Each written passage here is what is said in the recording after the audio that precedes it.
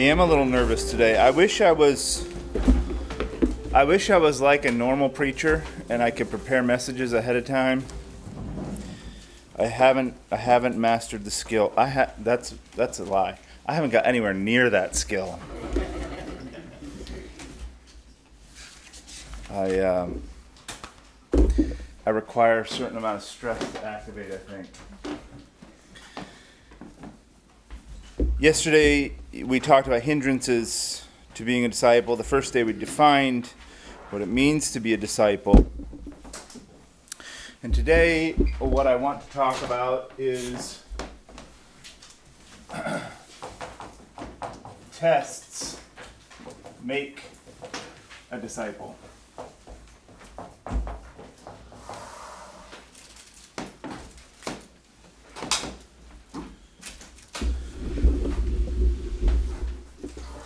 I'm going to focus a lot today on Peter and his life because he's really exemplary.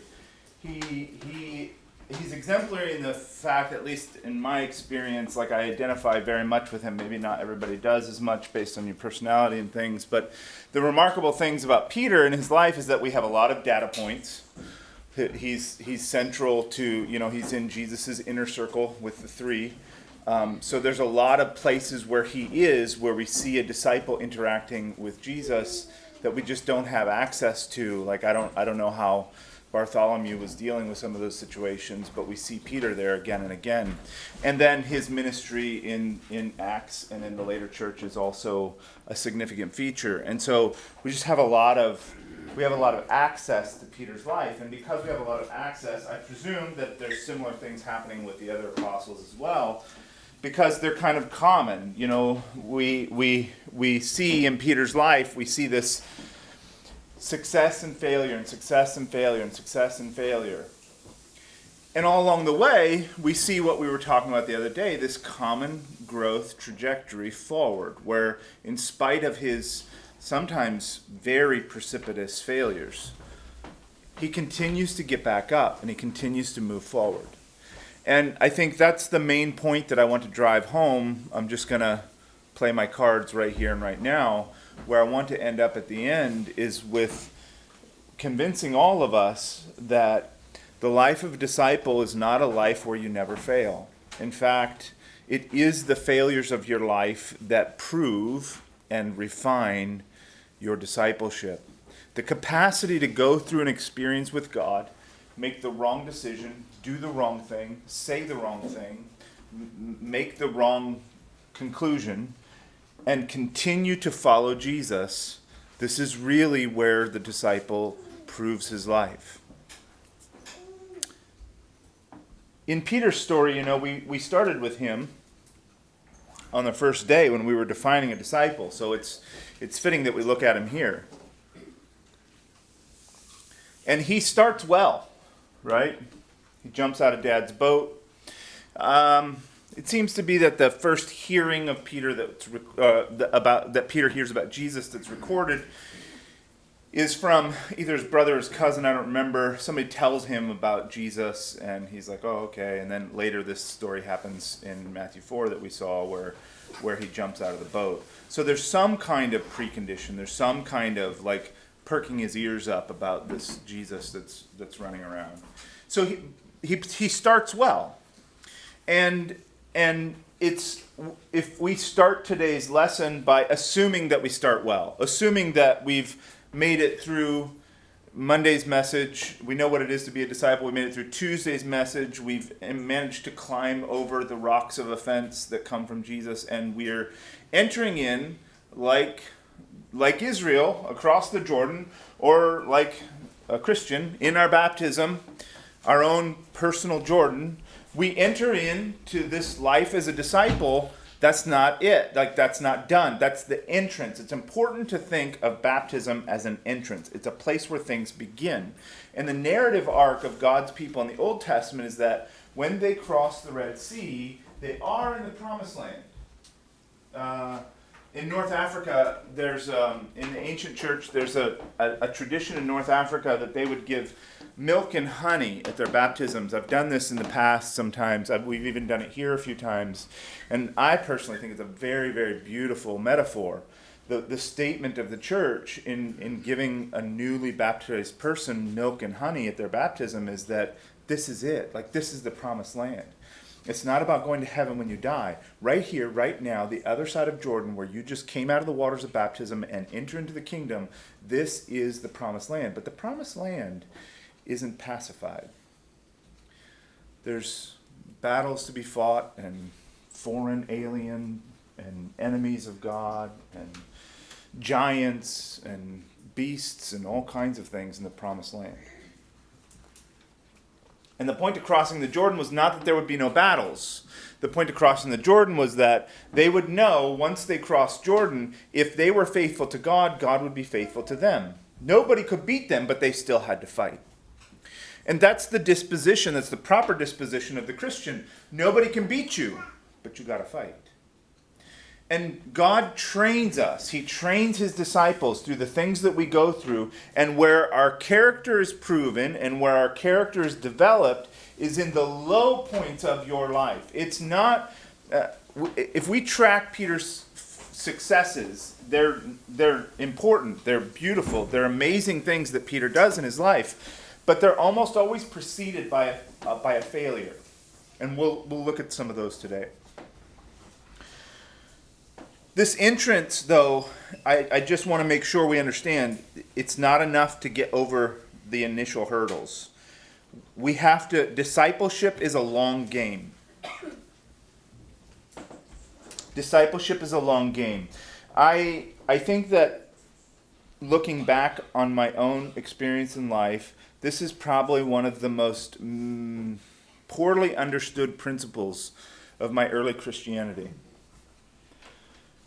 And older brothers, when I was a young man, older people told me, so when I came into the kingdom, I had a lot of doctrinal things that I had to wrestle through to approach to the kingdom. You know, I had grown up in the evangelical world, and so ideas like eternal security and nationalism and a bunch of other things were very, very confusing to me as a brand new Christian. And I didn't have videos that I could watch. I didn't have people that I could talk to. I hadn't come across books that talked about those issues from a proper perspective. I just had an evangelical church around me, and they weren't helping me with those issues. And so as I grew, as I was wrestling with those things, I was just digging in. I was just digging into convictions and digging into the Sermon on the Mount and digging into this stuff. And it hadn't occurred to me how much tragic loss I would experience with the people that I was walking with over the years. In fact, I was talking to an older preacher one time. I had very few occasions to talk to older preachers, but one of the first times I did, I told him I was wrestling with these issues of eternal security, and I didn't know how to make heads or tails of it because I had been so thoroughly indoctrinated as a child.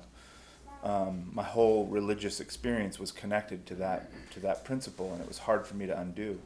And when I was talking to this preacher, he said something to the effect. He said, you know, there's plenty of arguments to be made. Like I can try to compel you from the scriptures. He said, but what I'm sure of is that when you walk with somebody and know somebody and love somebody and minister with somebody and watch them fall, you won't wonder anymore.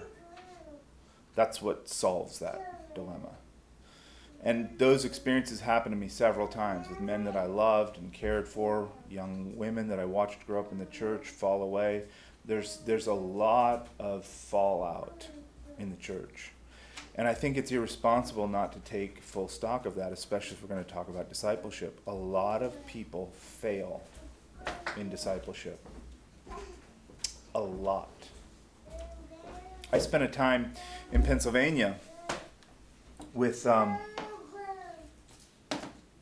what I thought at that time was the bright white hope of the church. Like, brilliant. I was a little bit older than the people that came to my house to pray, but once a week we would have prayer meetings, and we would cry out to God, and we would weep, and we would repent, and we would ask God to do things. And I was really, really, really hopeful for the first time in my church experience there, because it was a very difficult place for me personally. But when I got around these young people and we would pray together, I would feel hopeful. I was like, okay, God's going to do something here. I can see that living room. We would meet in my living room, I think it was Thursday nights, and I can see all the faces there. My hope for the future of the church there. And I think that 2 of them are faithful now. 2 out of 15, 18 young people. And these weren't nominal young people. For all of their peers, they were the ones that were they were pushing themselves. They were trying to preach the gospel. They wanted to pray. They wanted to be involved in spiritual things. They were really stretching themselves for the kingdom. And I think it's important to take stock of these things, that the journey of the disciple is not done in a moment of time. It's proven over the long stretch. And that would be very discouraging and disheartening if it weren't for some of the reassurances from Jesus and the apostles in the New Testament that these are things that we should expect. In the parable of the sower that we went over the other day, there's, in that analysis, 25% of the ground is good ground. 1 in 4. Jesus says other things like, straight is the gate, and narrow is the way that leads unto life, but broad is the way that leads unto death, and many there be that go in thereat.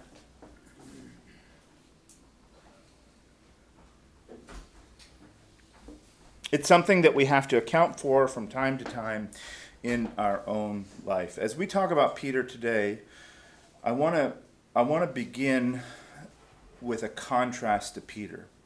The contrast to Peter is Nicodemus.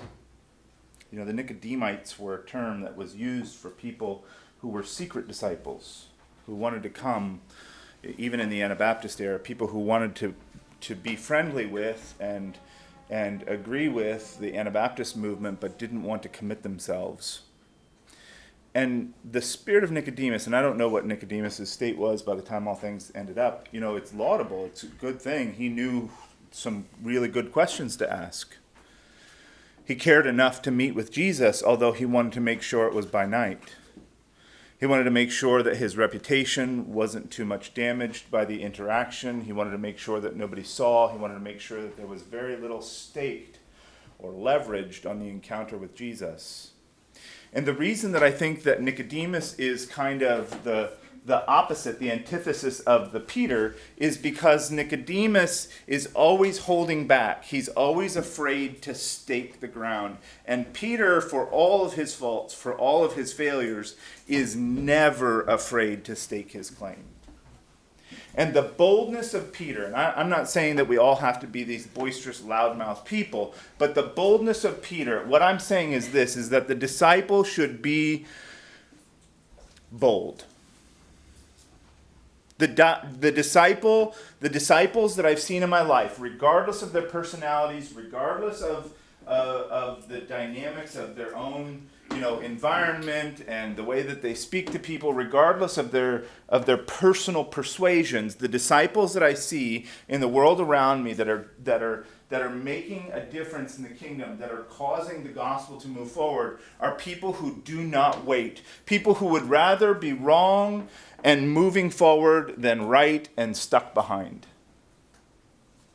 And there's something about that God tends to use.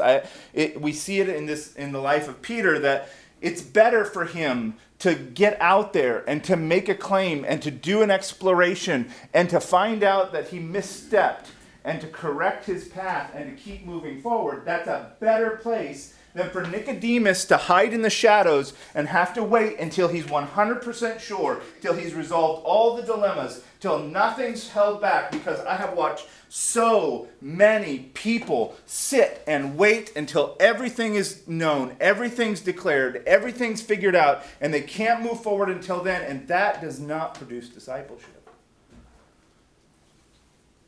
That's a life lived waiting. And the disciple, what does the eunuch say? Here is water. What hinders me? What's holding me back? What do I have to do? How do I get anything that's in the way out of the way? I want in. And that, brothers and sisters, is the essential disposition of the disciple. I want in. What's in the way? How do I fix it? I'm not going to wait. I'm not going to hide. I don't have to figure everything out. I just want in. I see Jesus. I know who he is. I want in. That's the activating force of the disciple.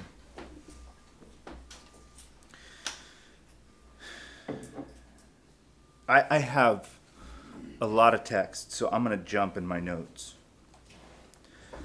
Let's look at Peter. He makes it in the door, like we said. You can start, the lion's share of these texts are Matthew, but we'll get to Luke and John a little bit by the end. But for simplicity's sake, I tried to stay in Matthew unless there was something particular I was trying to point out. So why don't we jump to Matthew chapter 14.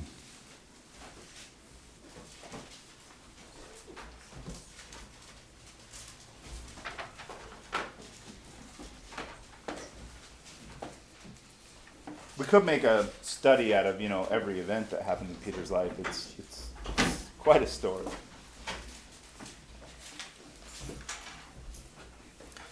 But I'm going to jump into the narrative right here in Matthew 14. And let's zoom in around. This is in around verse 15. It's the 5 loaves and the 2 fishes and the gathering of the fragments. And then in verse 22, we'll pick up, and straightway Jesus constrained his disciples to get into a ship and to go before him unto the other side, while he sent the multitudes away. And when he had sent the multitudes away, he went up into a mountain apart to pray.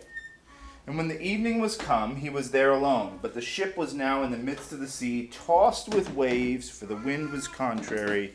And in the 4th watch of the night, Jesus went unto them, walking on the sea. This is a new thing. Nobody's seen this before.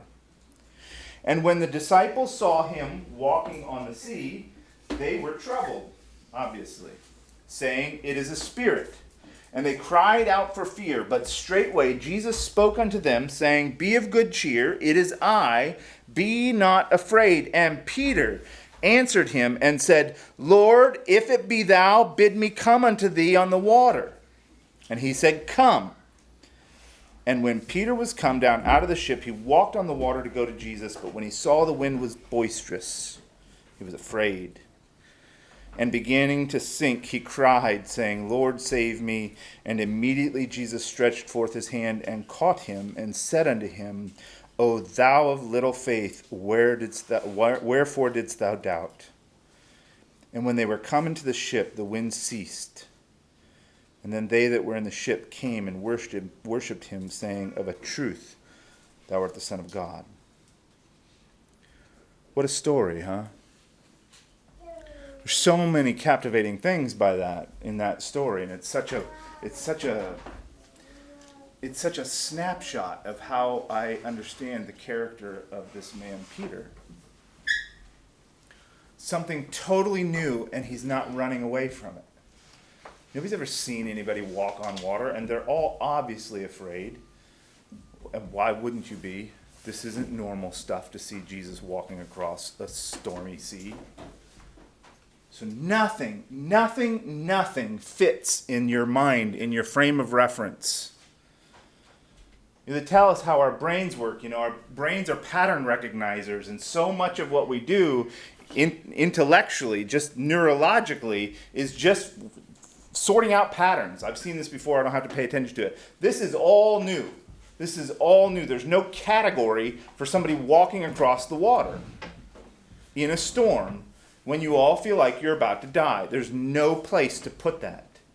And what is normal when you come across something brand new, shocking, and scandalous is to be afraid and want to hide away from it. And Peter does the opposite. Peter leans in. What's this? the curiosity of the disciple. He can't, it's about Jesus. Like, okay, it's brand new. I've never heard anything like this. I've never seen anything like this. But here's the quality of the disciple again. If it's about Jesus, I want to be a part of it. If you can walk on the water, if you have this kind of power, if you can do these things, if you tell me to, then I can too. So if it's you, tell me to come. I think, I'm just reading between the lines, but I think Jesus is probably amused. Like the shortness of the answer, like I kind of see like Jesus chuckling, like, okay, come, Peter. Let's see how this goes. And he's the only one. He's the only brave one. And you can read this story from so many different perspectives, right? You can read it from his bravery. You could read it from his doubt. You can read it from his fear. You can read it from his rescue. You can read it from any angle you want. And they're all there. And they're all instructive. And they're all valuable. And that's my point. Even the failures of the disciples is instructive. Not just for him, but for everybody on the boat. The result of this experience, even including Peter's doubt and failure and gentle rebuke by Jesus. Why did you doubt me? You got out here. You had the boldness. This very often happens with disciples. They have a lot of boldness before they think about it, and then they get involved in the middle of something, and now they're afraid. And now they start to sink, and now they're like, oh no, what did I get myself into? And they have to cry out to God. And this pattern happens a lot in disciples' lives. But what happens, and if you always try to avoid that, if you're afraid, if you're proud, if you're ashamed, if you can't be wrong, if you can't take a risk, if you can't step out, everybody loses the lesson.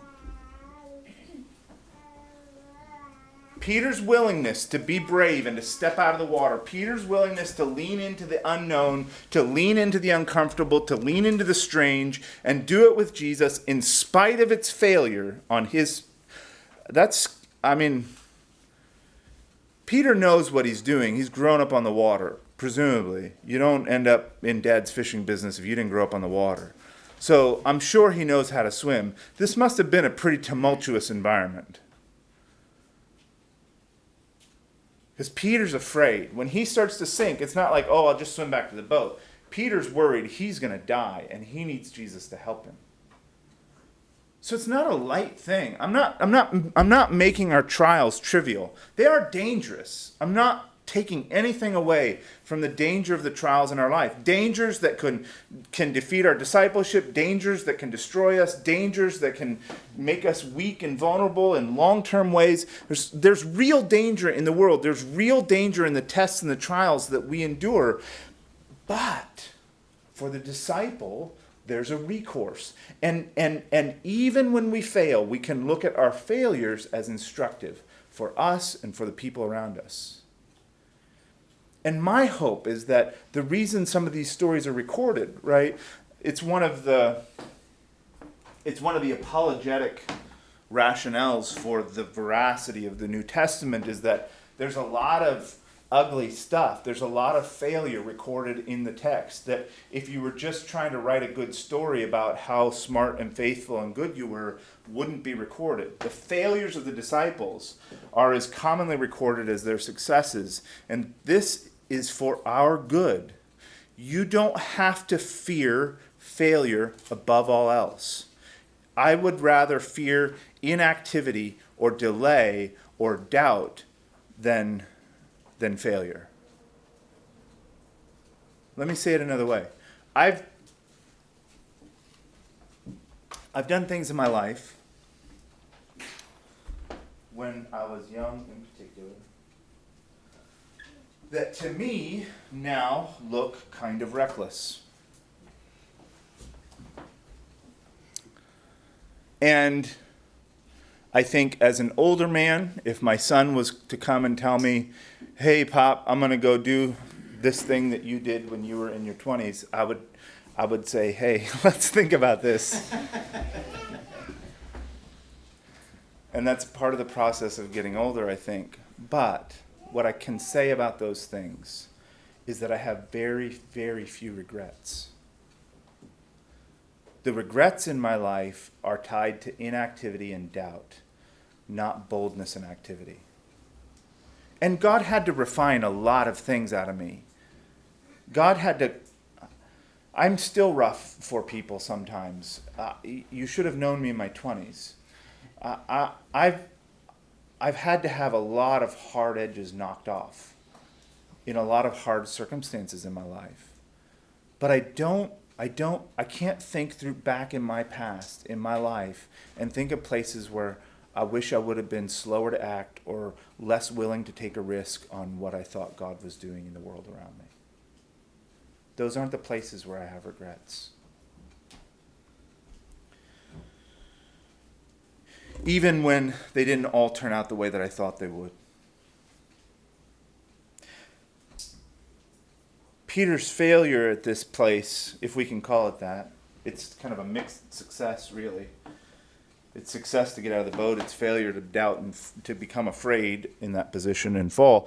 But it reminds me of the man who asks for Jesus to come and heal, who says, "I believe, Lord, help my unbelief." And that's a really exquisite way to define a disciple. I believe, help my unbelief. There's pieces that are stuck. There's things that I don't know about. There's reservations that I have. There's things that are holding me back. There's things I don't know about. I believe, but I need help with the rest.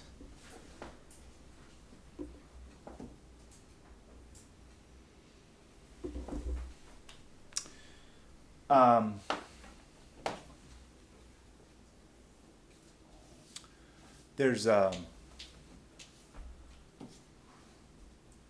guy who is probably I don't know if I should cite his name or not. Well, I'm just gonna, whatever. There's a very famous, probably today's top well-known and popularized Marxist is a man by the name of Slavoj Zizek. He's a philosopher and an economist, and he's a short, little, grumpy, contrarian man, and he's also kind of fascinating. In one of the things that he says is that, in his estimation, Christianity is the only worldview, the only world religion he's seen where God himself expresses doubt. What does he mean by that? He points to Jesus on the cross saying, "Lama, lama, Eli, Eli, lama sabachthani." My God, why have you forsaken me? And there is something painfully visceral about that moment on the cross. It puts an exclamation point on an already very extreme moment in time, where it seems like there's room for even Jesus to be wrestling with his own fear and doubt and difficulty and trial. And so when I look at these scenes with Peter and I see Jesus correcting him and saying, "Why did you doubt?" I don't see it. There's other places where Jesus seems much sharper and much more disappointed. But here it seems tender. Here it seems like, it didn't have to be this way, son. You could have just, let me help you.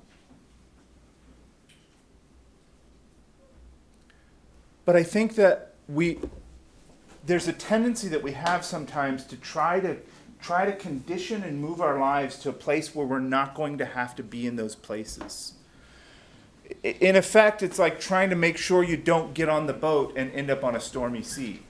Like, imagine if the disciples, when Jesus says, hey, go meet me on the other side, and everybody pulls out their weather apps, and they're like, okay, well, there's a storm coming. Did anybody check the radar? Let's make sure maybe we should take the long way around. No, it's better off. We'll just wait till the morning. Let's make sure we don't end up in a storm. This is very sensible and very reasonable. Surely Jesus wouldn't want us to shipwreck in a storm. He needs us to be over there tomorrow. Even if we're late, we should just take it easy, make sure the storm will pass by. I'm guessing like he didn't know. He must have just not been thinking about the storm. So let's just wait here on the beach. In the morning, the radar says things are going to be clear, so we'll get on the boat and then we'll just hustle over and make sure that we avert the storm. That's how I hear a lot of people trying to live their lives.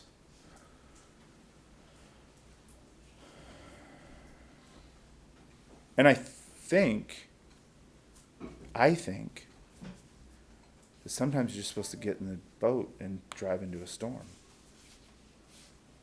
I think that a lot of my contemporaries, a lot of my brothers and sisters spend a lot of time wondering why we don't see the Holy Spirit manifesting and working in our own lives and doing the things that we're reading about in the New Testament. And the line of reasoning goes, if God is supernatural, then who are we, who are the people of the New Testament, who are the followers of the apostles, who are the church of Jesus Christ, who was told, greater things than these shall you do, and we read Mark 16, and we see the things that God's doing in the Bible, and we look around at our very small lives, and we say, where is this for us? And okay, maybe that's proud, maybe it's not for me, but where is it in the world?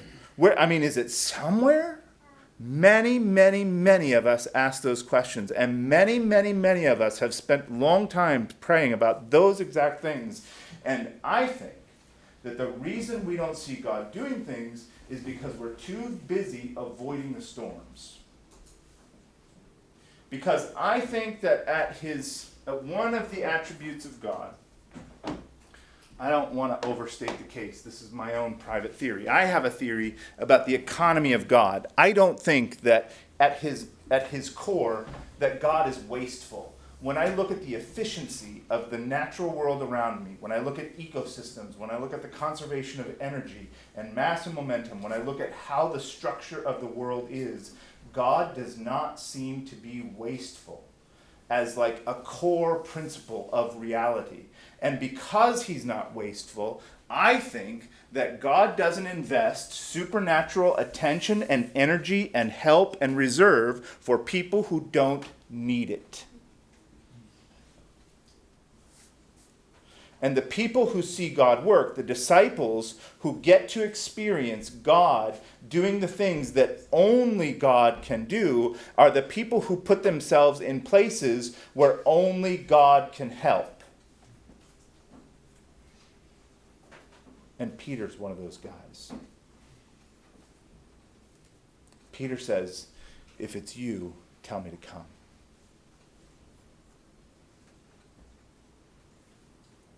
Peter's willing to sink if it means a chance at being closer to Jesus. And that's why Peter's in the inner circle. That's why Peter gets called close. That's why we often find Peter right there, right by Jesus' side, even among the 12.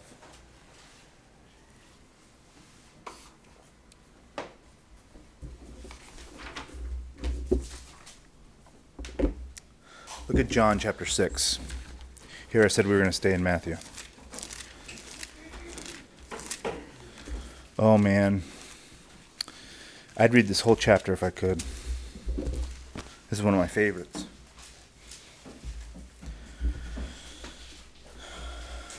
But I'm going to...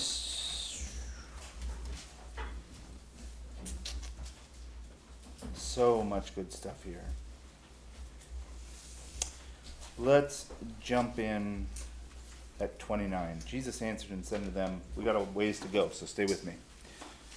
This is the work of God, that you believe on him whom he hath sent. And they said therefore unto him, what sign showest thou then, that we may see and believe thee? What dost thou work? Our fathers did eat manna in the desert, as it is written, He gave them bread from heaven to eat. And then Jesus said unto them, Verily, verily, I say unto you, the true Moses gave you not the bread from heaven, but my Father giveth you the true bread from heaven. For the bread of God is he which cometh down from heaven, and giveth life unto the world. And then said they unto him, Lord, evermore give us this bread. And Jesus said unto them, I am the bread of life. He that cometh to me shall never hunger, and he that believeth on me shall never thirst. But I said unto you that ye also have seen me, and believe not. All that the Father giveth me shall come to me, and him that cometh to me I will in no wise cast out. For I came down from heaven not to do my own will, but the will of him that sent me. And this is the Father's will which hath sent me, that all of all which he hath given me, I should lose nothing, but should raise it up again at the last day. And this is the will of him that sent me, that everyone which seeth the Son and believeth on him may have everlasting life, and I will raise him up at the last day. Jews then murmured at him because he said, I am the bread which came down from heaven. And they said, Is not this Jesus, the son of Joseph, whose father and mother we know? How is it then that he saith, I came down from heaven? And Jesus therefore answered and said unto them, Murmur not among yourselves.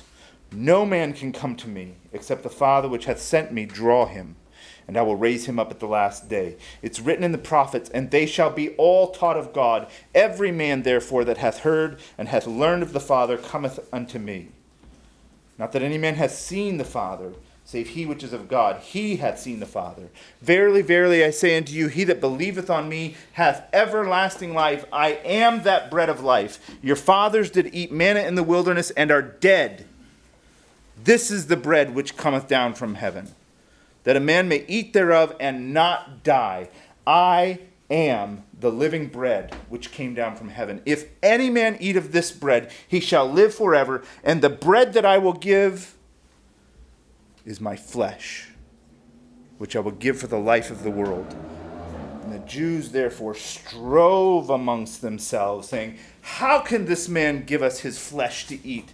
And then Jesus said unto him, Verily, verily, I say unto you, except you eat the flesh of the Son of Man, and drink his blood, you have no life in you. Whoso eateth my flesh, and drinketh my blood, hath eternal life, and I will raise him up at the last day. For my flesh is meat indeed, and my blood is drink indeed. He that eateth my flesh and drinketh my blood dwelleth in me, and I in him. As the living Father hath sent me, and I live by the Father, so he that eateth me, even he shall live by me. This is that bread which came down from heaven, not as your fathers did eat manna, and are dead. He that eateth of this bread shall live forever. These things said he in the synagogue as he taught in Capernaum. Many, therefore, of his disciples, when they heard this, said, This is a hard saying. Who can hear it?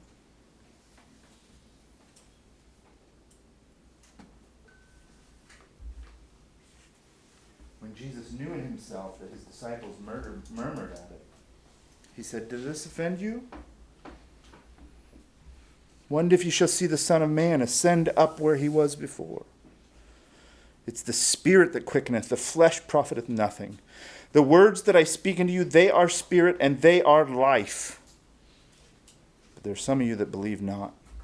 For Jesus knew from the beginning who they were that believed not, and who should betray him. And he said, Therefore said I unto you, that no man can come unto me, except it were given unto him of my Father. From that time, many of his disciples went back and walked no more with him. This was the line in the sand. And I think this is important for every disciple to understand. Now, I have very specific theological convictions from this passage of text, but that's not what I'm reading it for. The reason I'm reading this is because I want to point out Jesus' attitude towards testing these disciples. And what you will not read as we continue to move forward is him running after all of those people that ran away and trying to explain himself and trying to say, no, no, no, guys, I was just, it was a tense moment. There's a lot going on there. I was just trying to make a point. But what I really meant was, what does he say? He says the same thing that he'll say to you when you run up against the hard things that you don't want to hear about your life from him. He'll say, does this offend you?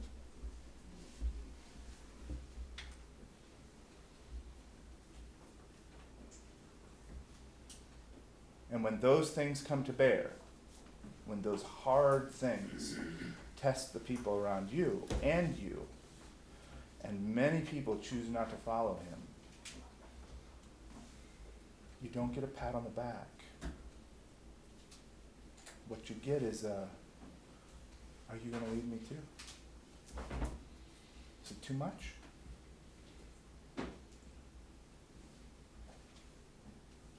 Everybody left. Are you going to go too? And there's something about the disciples, there's something about Peter, and there's something, when I read that, when I watch people run away from him, I want to know exactly what he means. It's those places that something inside me stirs and says, this is a place people are bailing, this is a place I want in. I've known enough about him by now. I've seen enough of him up to this point. If this is the dividing line, if this is where people are bailing out, I'm going to hang on for dear life. I want in on that.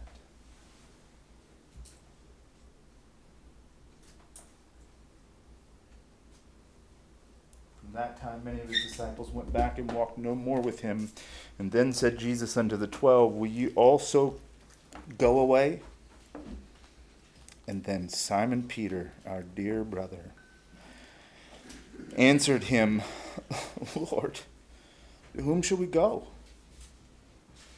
Thou hast the words of eternal life, and we believe and are sure that thou art the Christ, the Son of the living God. And Jesus answered them, have not I chosen you 12, and one of you is a devil? He spoke of Judas Iscariot. All the pruning Jesus is doing, even the 12 aren't pure. And when I read Peter saying that, where else shall we go? It's an interesting way to answer, right? Because it's interesting because I don't think he actually understands what Jesus means. I think what Peter is saying is that, Jesus, I have no idea what you're talking about. I do not get what you just said. All I know is that you said it. And that's enough for me.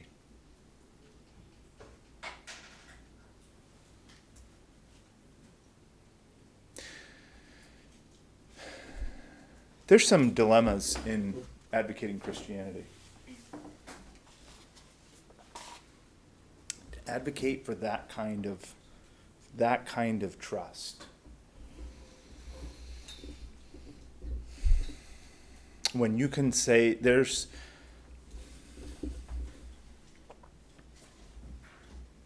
I had a conversation with my friend Felix, one of our shows.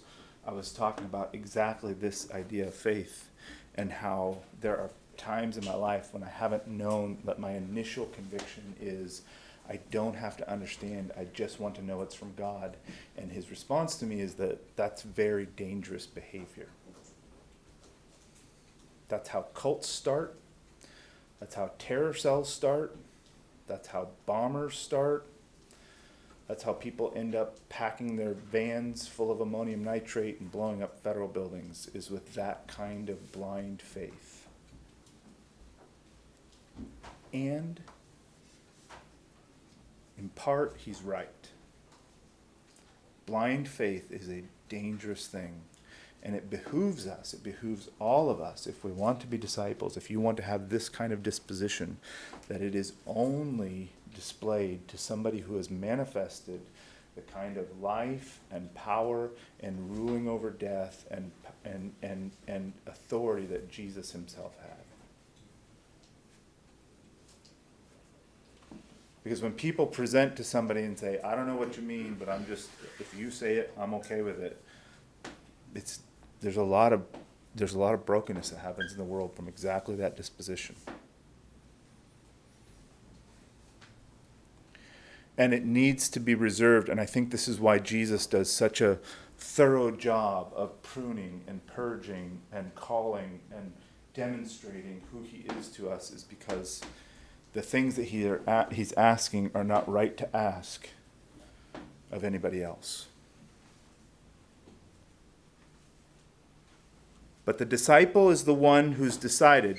The disciple is the one who has given Jesus access to their whole life, their mind, their heart, their possessions, their will, their temperament, their everything. The disciple is the one who's given Jesus access to their whole life.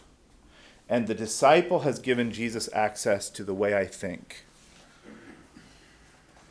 I have a way I think. But that's not unsurrendered. It doesn't stand alone. It has to be correctable by Jesus. And you know this when you read the Bible. Like we see it over and over again, that Jesus is calling people away from everything that's sure and stable in their life. He is messing with their ideas of family, their ideas of nation, their ideas of home, their ideas of family, their ideas of God and country. Everything that's sacred to the human existence, Jesus is thrashing in the life of his disciples. You think this about God? You're wrong in all kinds of places. You think this about Israel? You're wrong in all kinds of places. You think this about the kingdom? You want to see the kingdom come? Well, you're going to see the kingdom come, but it's going to be nothing like what you think. You think your family is important? Your family is drastically important, but you don't even know who your family is. You want to be great? That's wonderful. Be great, but you have no idea what it's going to cost you to be great. In every one of these dispositions, in every one of these areas of the disciple's life, he wants to break and reform, break and reform, break and reform. He wants to take the pieces and put them back into a fashion after his own image.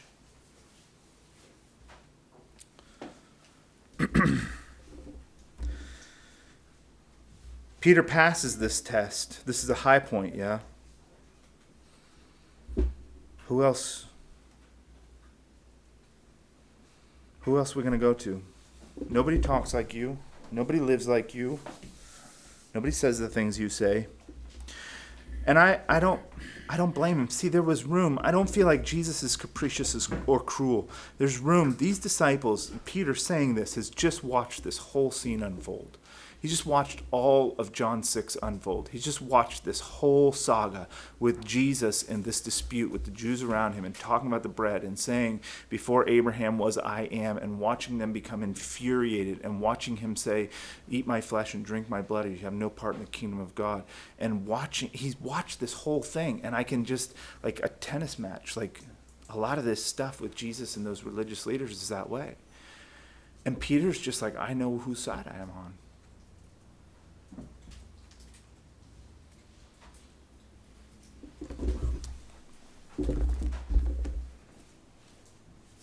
Peter passes this test, but brothers and sisters, it was a test. There was a lot of inflammatory things. I didn't even read the whole chapter. There was a lot of inflammatory things said within that speech.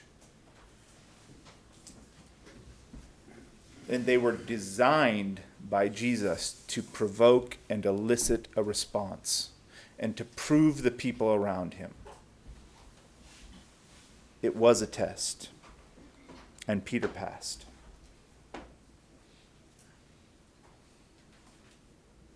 Flip back over to Matthew and look at the 16th chapter.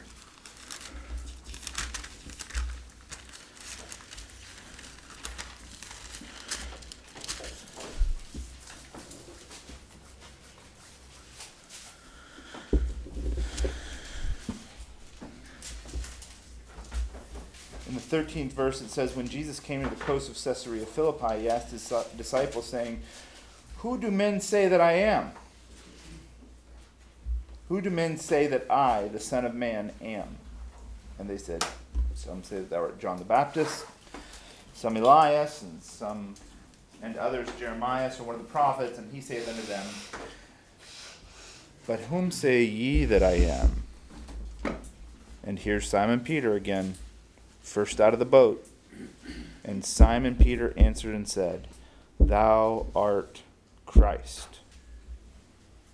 You are the Messiah. You are the hope of Israel. You are the Lion of the tribe. You are the root and the offspring of David. You are the anointed one. You are the King of the kingdom come. You are the restoration of the kingdom of God.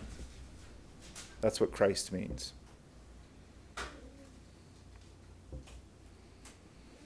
Thou art Christ, the Son of the living God. And Jesus answered and said unto him, blessed art thou, Simon Bar-Jonas, for flesh and blood hath not revealed it unto thee, but my Father which is in heaven.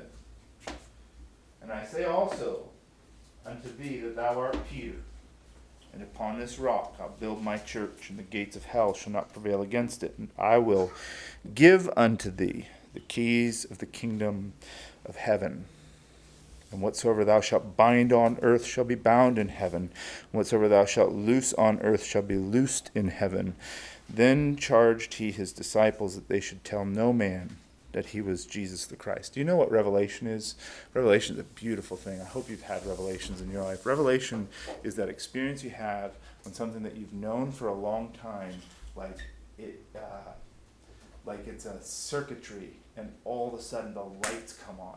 And things connect, things that you had known forever. Like you probably read it growing up, you knew this verse, it was nothing new, but something about being in that place at that time, in that situation, and the Spirit turns the light switch on, and you're like, oh, that's what that is. That's revelation. Generally, it's not a new thing. It's an old thing that becomes what God meant it to mean.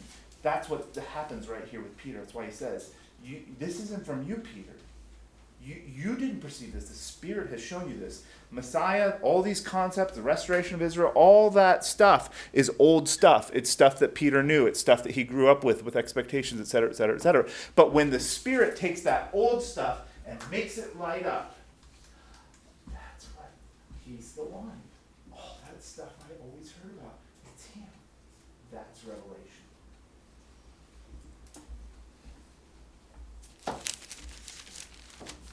That's revelation.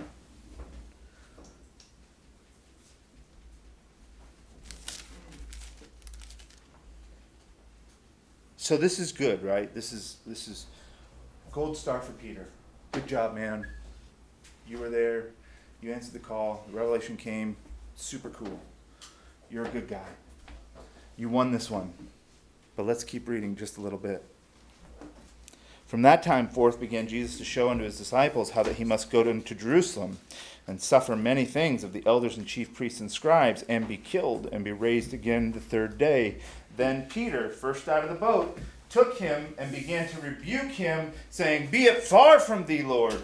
This shall not be unto thee. He turned and said unto Peter, get thee behind me, Satan. Thou art an offense unto me. For thou savorest not the things that be of God, but those that are of men.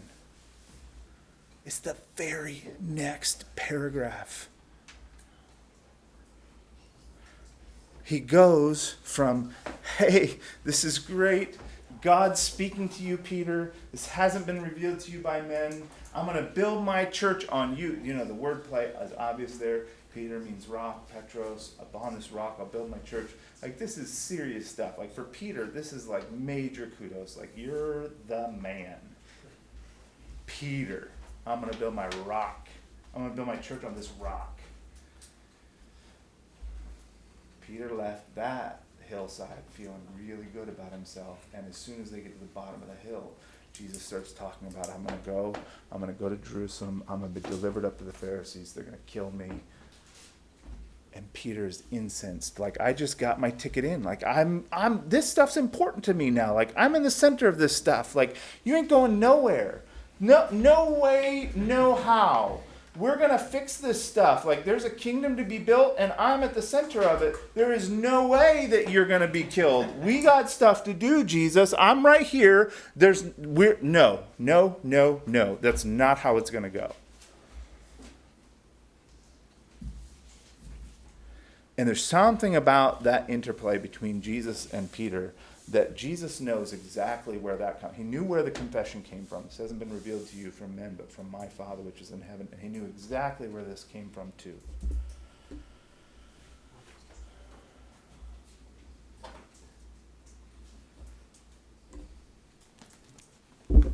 From success to failure in a flash.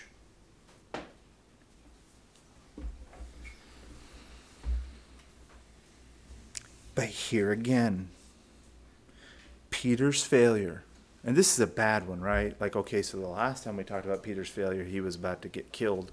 He was dying in the storm. Now this time, Jesus just called him the devil. It's pretty bad. I don't want Jesus to call me the devil. But what happens? As soon as that interaction happens, then said Jesus unto his disciples. So he says, you're acting like the devil. And then he turns around to the disciples and he says this famous expression. If any man will come after me, let him deny himself and take up his cross and follow me. For whosoever will save his life will lose it, and whosoever will lose his life for my sake shall find it. For what is a man profited if he shall gain the whole world and lose his own soul? Or what shall a man give in exchange for his soul? For the Son of Man shall come in the glory of his Father with his angels, and he shall reward every man according to his works. The failure of Peter becomes the lesson for the disciples again.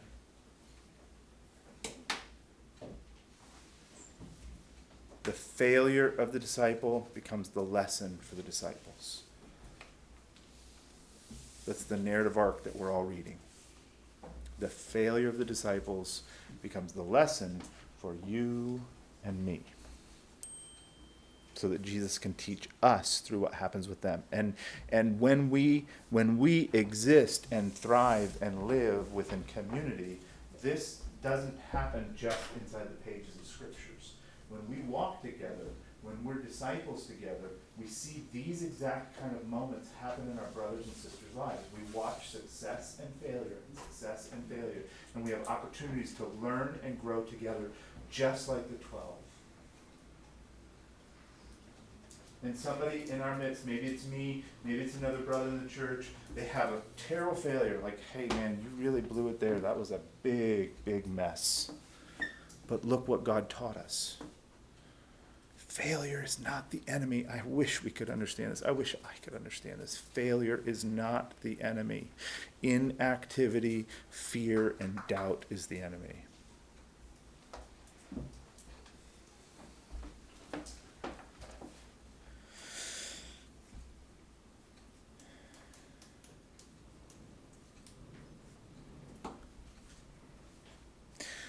I was going to look at the controversies. There's happened several times, the controversies between the disciples over who's the greatest, because that's another opportunity. You know, Peter doesn't get named specifically in there, but I just have to believe he was front and center of all that.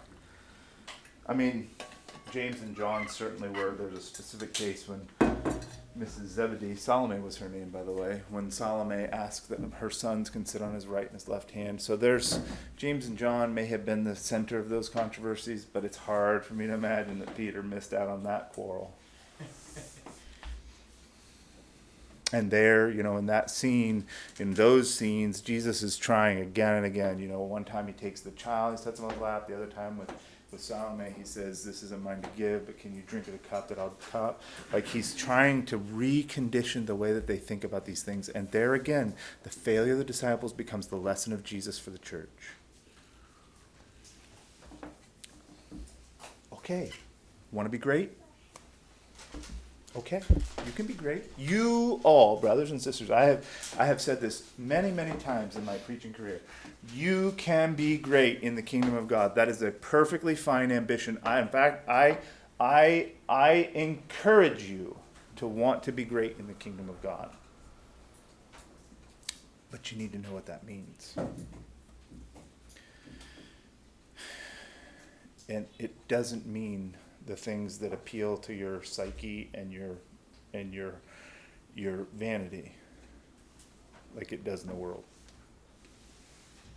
When you pursue greatness in the kingdom, it hurts and it's hard and it makes you it breaks down all those things that cause greatness in the world because it's upside down. But I don't have time. We'll move on. Look at Matthew 17. We're right there, right? In verse 1. After 6 days, Jesus taketh Peter, James, and John, his brother, and bringeth them up into a high mountain apart, and was transfigured before them. And his face did shine as the sun, and his raiment was white as the light. And behold, there appeared unto him Moses and Elias talking with him. And then answered Peter and said unto Jesus, Lord, it's good for us to be here. If thou wilt, let us make here 3 tabernacles, one for thee, and one for Moses, and one for Elias. While he yet spoke, behold, a bright cloud overshadowed them, and behold, a voice out of the cloud which said, This is my beloved Son, in whom I am well pleased. Hear ye him. And when the disciples heard it, they fell on their face and were sore afraid. And Jesus came and touched them and said, Arise, and be not afraid. And when they lifted up their eyes, they saw no man save Jesus only. Peter, first one out of the boat. Hey, I'm so glad I got to see this. This is amazing. This is going to be like, forget the temple. This is like Jewish Disneyland. We're going to have a tabernacle for Jesus, and a tabernacle for Moses, and a tabernacle for Isaiah, and everybody's going to come, and everybody's going to, like, this is the holy mountain. This is the thing. This is it. No, Peter, it's not it. You just happen to get a glimpse of something. The window just peeked for a moment in a little bit of glory, and it overwhelms you. Calm yourself down. God himself has to calm Peter down in this one. But what a lesson. It's not about Moses. It's not about Isaiah. It's not the law. It's not the prophets. Hear ye him. He's the one I'm putting in front of you. He's the one I want you to listen to. This is my Son. Hear him. Listen up, Peter.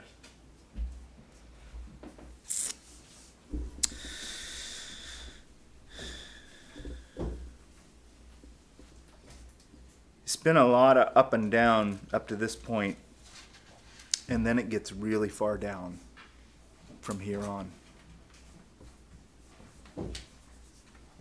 Matthew 26.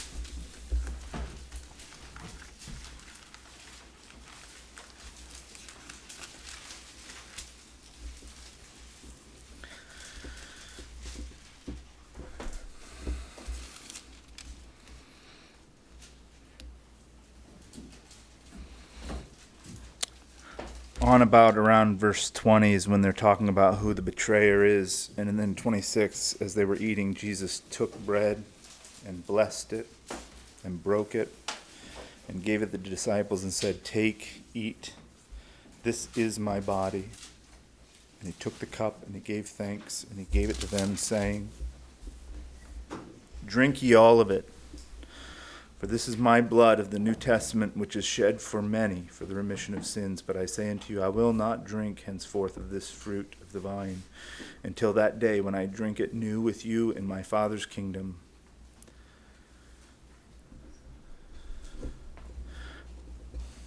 A lot of times people read that and they don't stop. Jesus has a 2,000-year-old Nazirite vow that he's currently living under. waiting for me and you. And there's going to be a day when that vow comes to the end and the kingdom comes, and Jesus himself has been fasting from the goodness of the earth for these 2,000 years, and there'll be a wedding supper of the Lamb when that stops. That's really powerful stuff. But that's not what it's focusing on. When they had sung a hymn, they went out into the Mount of Olives. And then saith Jesus unto them, All ye shall be offended because of me this night, for it's written, I will smite the shepherd, and the sheep of the flock shall be scattered abroad.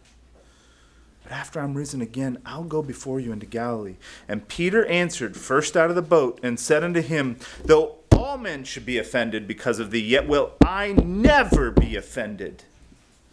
Peter's incensed. How dare you, Jesus? I would never, never, never leave you.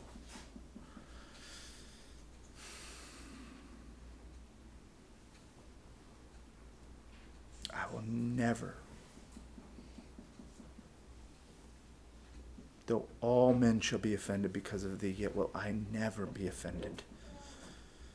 And Jesus said unto him, Verily I say unto thee, that this night, before the cock crow, thou shalt deny me thrice. And Peter said unto him, Though I should die with thee, yet will I not deny thee. And likewise also said all the disciples.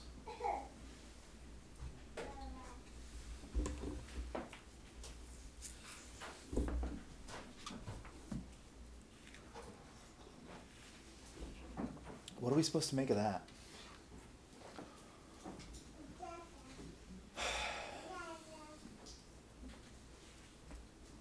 Hard, you know.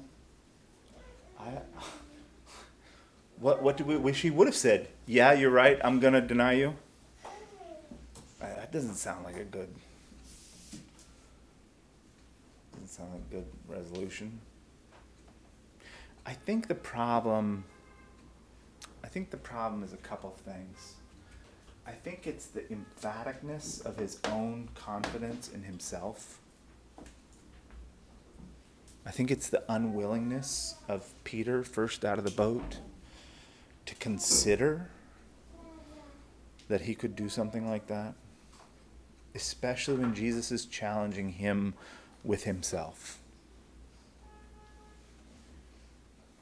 It's pretty gracious the way that Jesus does this until the end.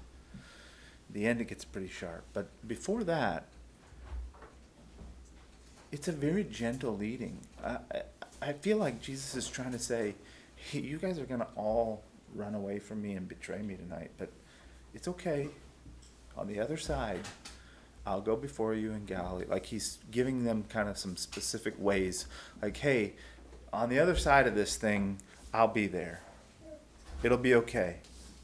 And it's a very tender, kind, and loving thing for Jesus to do. And he's trying to lead them. He's trying to give them. And what I think should have happened is humility. What should have happened is for Peter, first out of the boat, to say, I don't want to do that. I believe you, Jesus. I know that you're trying to lead us, but I really don't want to do that. Right here, right now, I can say, that's the last thing I want to do. I trust you. I believe you. It hurts me. I just want you to know I love you and I don't want to do that. That probably would have been something more like the right response. And I think one of the lessons from this particular failure is that when we as disciples feel like Jesus is confronting something in us, and hey, this happens with your brothers and sisters in the church, sometimes it'll happen to your family, maybe it happens with your parents. I know it happens with my wife, is that sometimes when she or they are trying to point out something that's amiss in me, my immediate reaction is like, what do you think of me? This is what Peter's saying, right? Who do you think I am, Jesus? Do you think I'm some kind of villain, some kind of creep, some kind of guy who hasn't been with you? Because Peter says very clearly and emphatically in other places before, when he talks about giving up for the kingdom, Peter rightfully says, hey, Jesus, we've given up everything for you. I've been following you around in the wilderness for years. My family, my wife, my children are back in some place. I haven't seen them since I don't know when.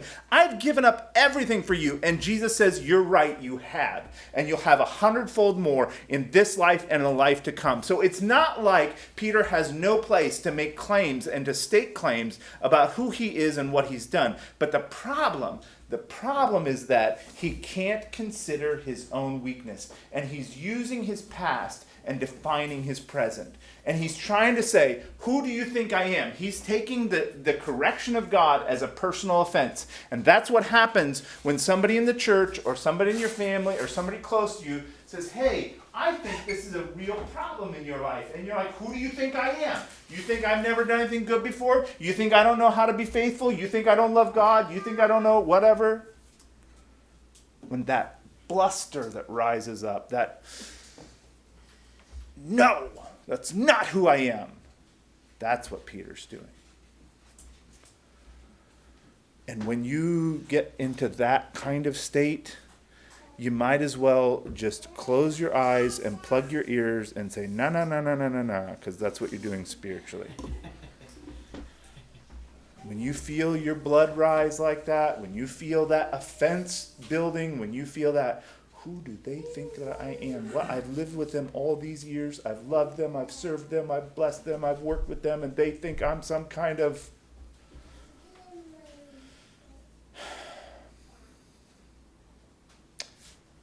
That's where disciples fail. And this one almost does him in. Peter overcomes a lot of stuff. This is the one that he almost doesn't come back from. And that's instructive.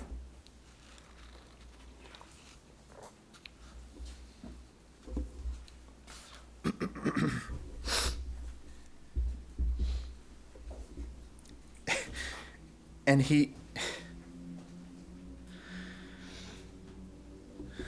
look at verse 35. Peter said unto him, though I should die with thee, yet will I not deny thee. Likewise, all the disciples said this. Verse 36, then cometh Jesus to them into a place called Gethsemane, and saith unto the disciples, sit ye here while I go and pray yonder. And he takes with him Peter and James and John, the sons of Zebedee, and began to be sorrowful and very heavy. And then saith he unto them, my soul is exceeding sorrowful, even unto death. Tarry ye here and watch with me. And he went a little further and fell on his face and prayed, saying, O my Father, if it be possible, let this cup pass from me. Nevertheless, not as I will, but as thou wilt. And he cometh unto the disciples and findeth them asleep. He's already failed. Like the moment he walks out of that last encounter, the stage is already set for failure. The inability to hear sets up the next fall. The inability to stop and consider and humble himself means it's just going to be trip after trip after trip.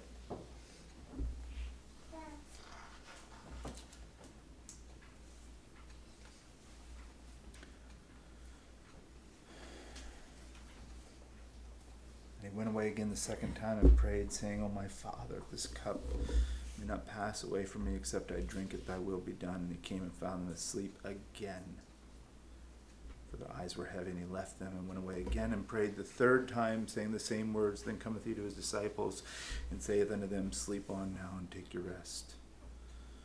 Behold, the hour is at hand, and the Son of Man is betrayed into the hands of sinners. Rise, let us be going. Behold, he's at the hand, doth betray me. He didn't deny Jesus 3 times, but he failed Jesus 3 times as soon as he left that event.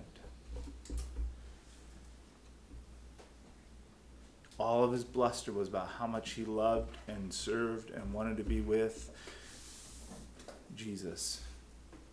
And the one time that I can think of in the whole gospel narrative that Jesus actually appeals to his disciples for help, there's none of it to be had. I don't know, am I missing something? I don't know if there's any other places where Jesus says, hey guys, can you help me? One time he does it. And there's no help for him to be had.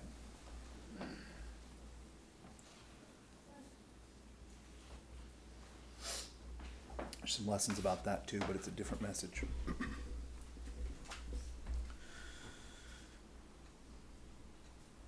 Okay, so now we go out of that. And while he yet spoke, lo, Judas, one of the 12, came, and with him a great multitude with swords and staves from the chief priests and elders of the people. Now he that betrayed him gave them a sign, saying, whosoever I shall kiss, that same is he. Hold him fast. And forthwith he came to Jesus and said, Hail, Master, and kissed him. And Jesus said unto him, Friend, wherefore art thou come? Then came they and laid hands on Jesus and took him. And behold, one of them, Peter, first out of the boat, which were with Jesus, stretched out his hand and drew his sword and struck a servant of the high priest and smote off his ear.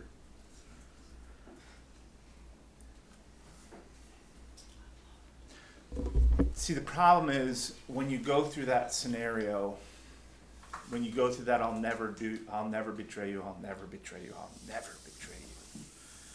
When you stake that claim on your pride and your vanity, then you're committed to your own cause.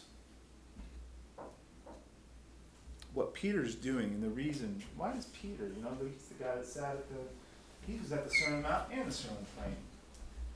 He knows what Jesus said about this stuff. He knows full well. He knows as good as anyone what Jesus thinks about this.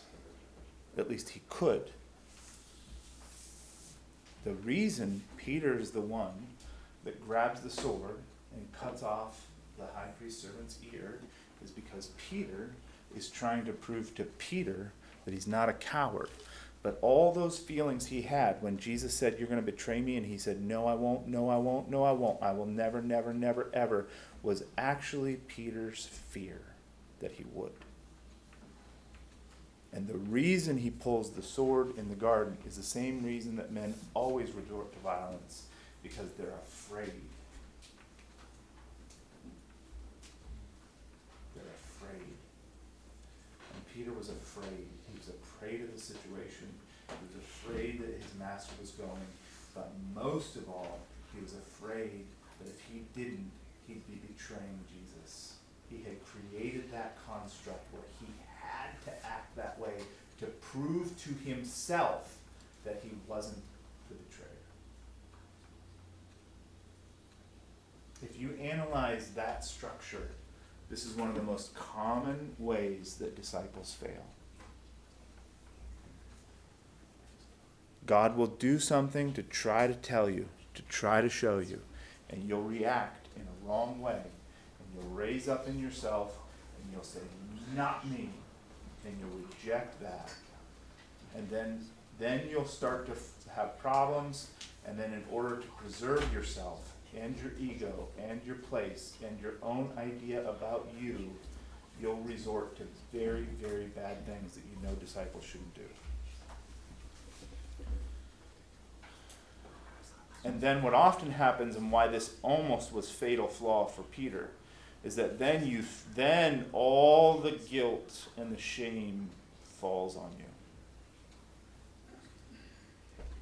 And as hard as it is to have done wrong, it's even harder to acknowledge that the person that you told was dead wrong about you was actually bullseye right.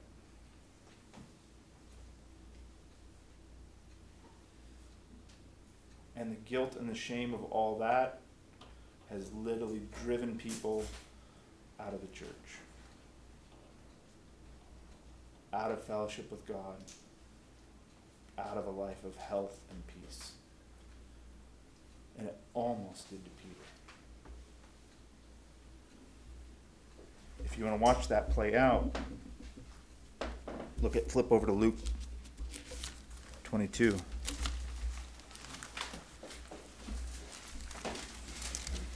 This one kills me.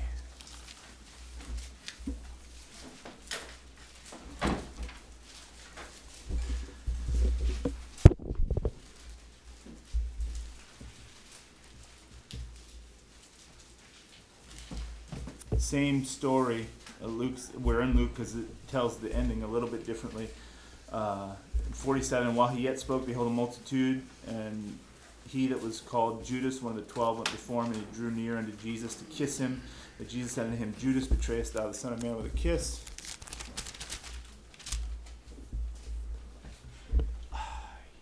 Can I pause? I hate to do this. This is a rabbit trail. It has nothing to do with what we're talking about, but it's important. Do you all know the reason that we use the Christian greeting? The reason we kiss our brothers and sisters is because of this story. The Christian greeting is not a thing for old guys to do. The Christian greeting is a Christian greeting. And the reason the kiss is significant is not because it was customary in the ancient world, not because we're just, throwback conservatives and we do things old ways and we like ancient things. That is not why we use the kiss for the Christian greeting. The reason we use the kiss for the Christian greeting is because every time that you greet your brother, every time you sisters greet your sister, what you're saying implicitly, because this is the framework that all of our lives revolve around, this story, this narrative, this betrayal in the garden that leads to the crucifixion, that leads to the resurrection, is the central piece of betraying Christ. And when you kiss your brother, you're saying either I am Judas or I am not. The reason disciples greet one another with a holy kiss is it's being distinguished from the betrayer's kiss.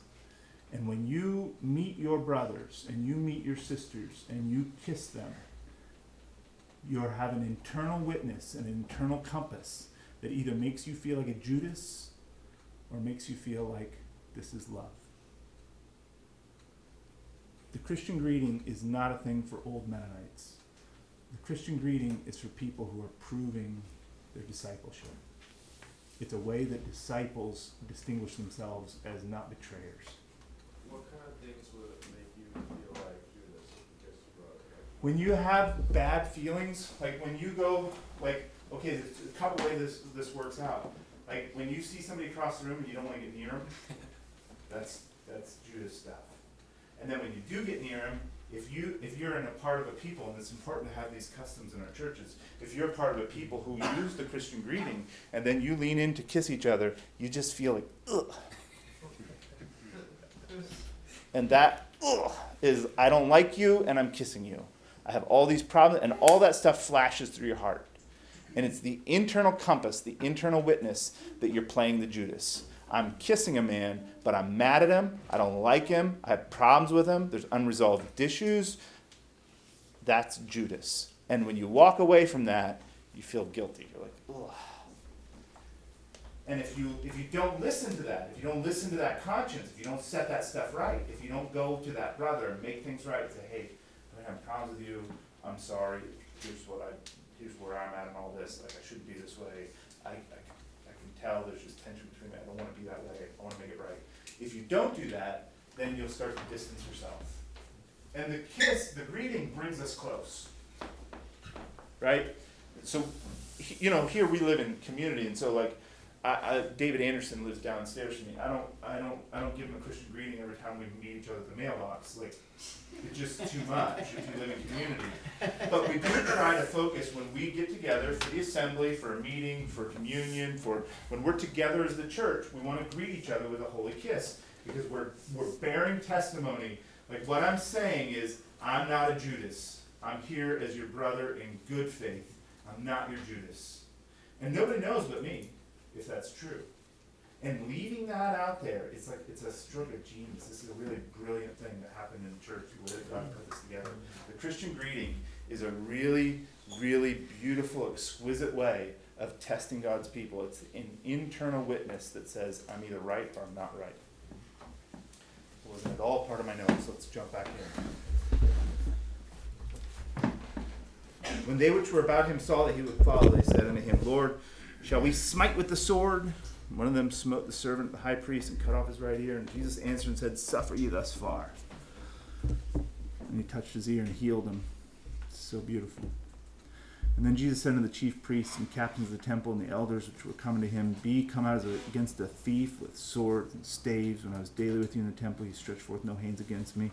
That this is your hour and the power of darkness.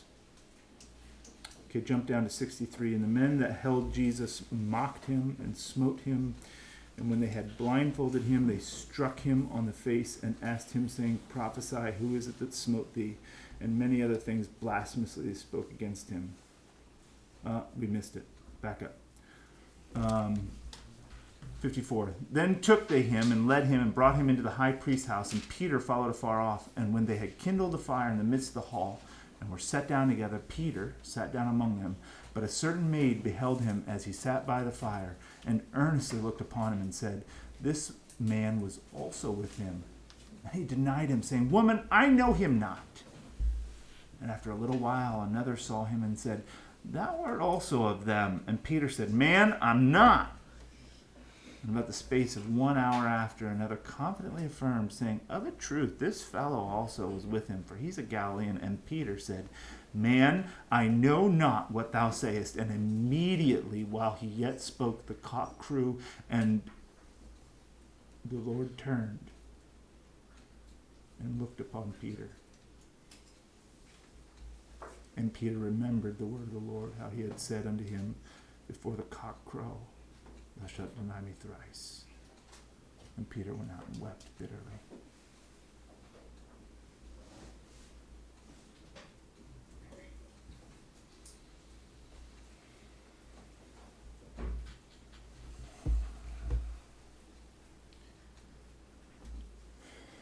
I wish this story wasn't a pattern. I wish it was a rare, unique gesture that happened because of some kind of divine providence, but it's not. It's a pattern.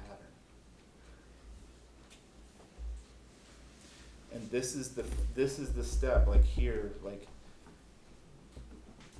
you get caught up in the betrayal, caught up in the sin, and for whatever's propelling you or motivating you, whatever lust or fear is pushing you forward quicker than you can think, quicker than you can reason through the consequences, you come to the end, and there you face Jesus, a disappointed Jesus, a disappointed, disheveled, and abused Jesus, and you recognize, I'm the one.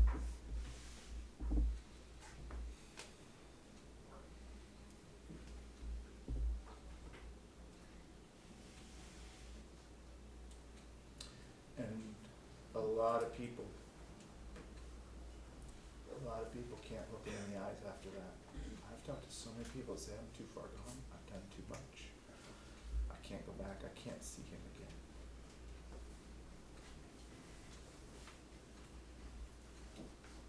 There's one part of enduring to the end that's living in this broken world and dealing with the hostility of a sinful, broken world and a sinful, broken self and all these things. But there's a really important part of enduring to the end that's just being willing in that place, in that caught in the act, in the middle of the thing I said I would never do, the thing I said I would never be, and there he is looking right at me. There's a significant part of enduring to the end that's just being willing to not run away.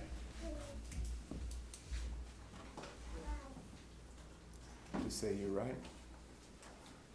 I'm the one. I'm the betrayer. Judas couldn't. Judas couldn't look at him again. Judas left from there with his 30 pieces, feeling, I'm sure, whatever sense of satisfaction that he showed Jesus and the disciples who was the boss. And as soon as he got away from there, that money just rotted his soul. And he couldn't bear to see anybody again, much less Jesus. He couldn't bear, here's the worst thing, he couldn't bear to see himself again.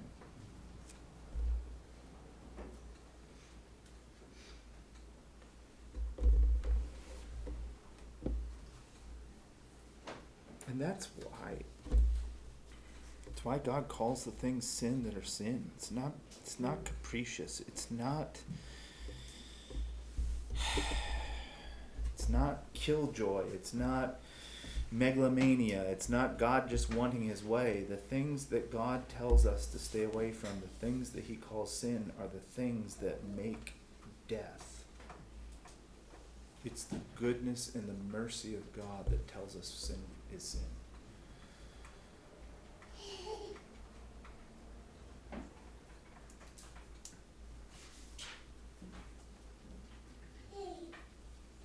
I could understand if after that, Peter, first out of the boat, had beat Judas to the gallows, to the noose. I wouldn't have been surprised if that's the way the story went.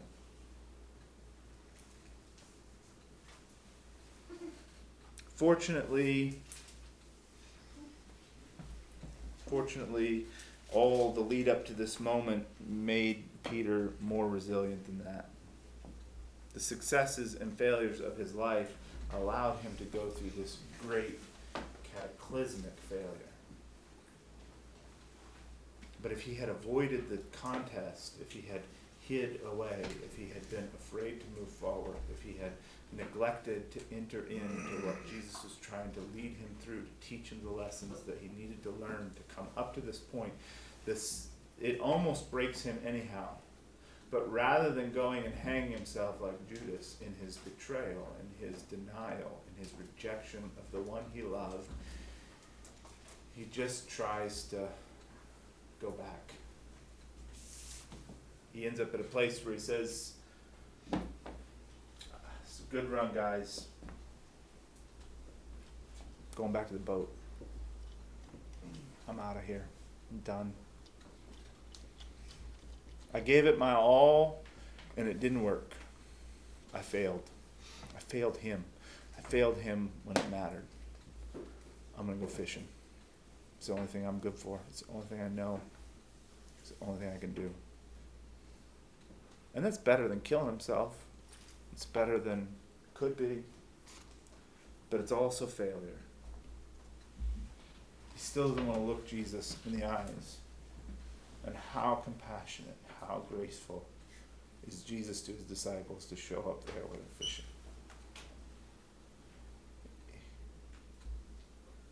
Chases him one more time, and the story ends where it began, at the fishing boat.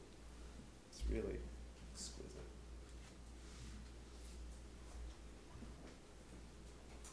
And it comes full circle, comes right back around. It says, "Here you are, back on these boats. I thought we left these boats, boys. I told you on the other side I'd go before you to Galilee. Here we are. You ready to start again?"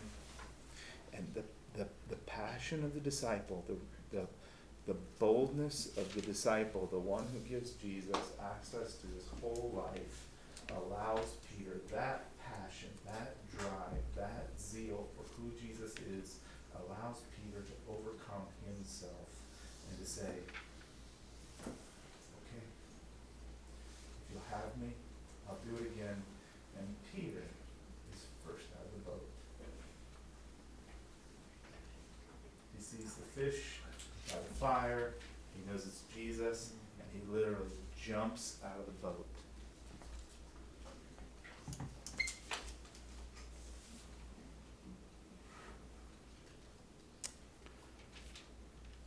It's a good place to end and pass my time.